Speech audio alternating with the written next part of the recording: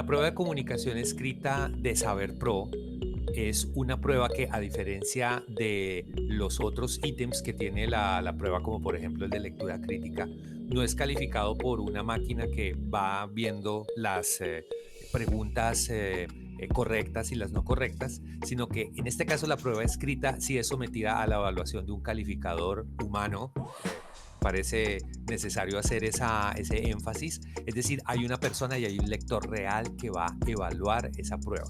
Entonces es muy importante que quienes desarrollen la prueba escrita tengan en cuenta que escriben para una persona y que la manera clara, concisa y estructurada como escriben va a ser fundamental para que ese evaluador no solamente dé una buena valoración, sino que termine de leer por completo el texto. Entonces ese es un punto muy importante.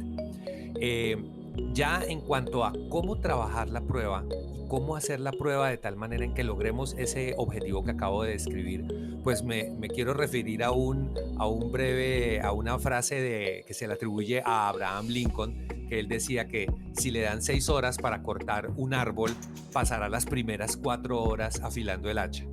¿Y cuál es la filosofía detrás de esto en relación con la prueba escrita?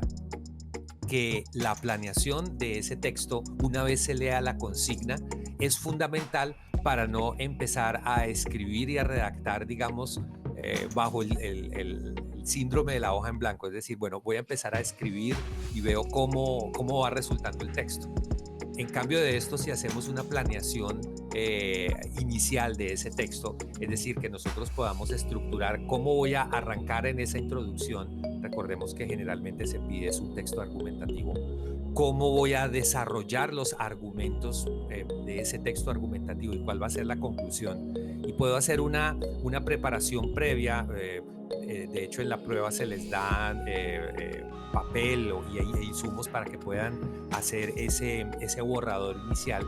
Si ustedes pueden desarrollar ese borrador, seguramente a partir de él ya pueden hacer una construcción más coherente de ese texto.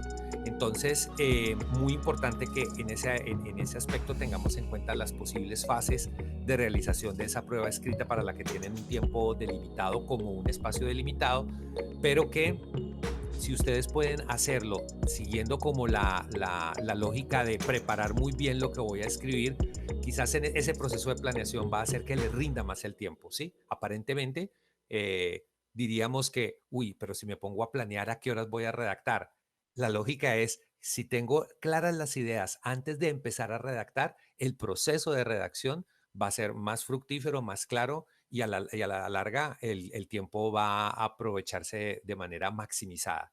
Entonces, planear, redactar y revisar. Es muy importante destinar algo de tiempo a la revisión. Como se hace en lápiz, uno de pronto puede hacer alguna corrección, revisar la puntuación. Ese tipo de detalles son claves porque en la medida en que el texto tenga esa lucidez y esa coherencia ante los ojos del evaluador, pues esto va a hacer que ese evaluador llegue hasta el final y, digamos, mejoren los chances de un mejor puntaje en la prueba escrita como tal.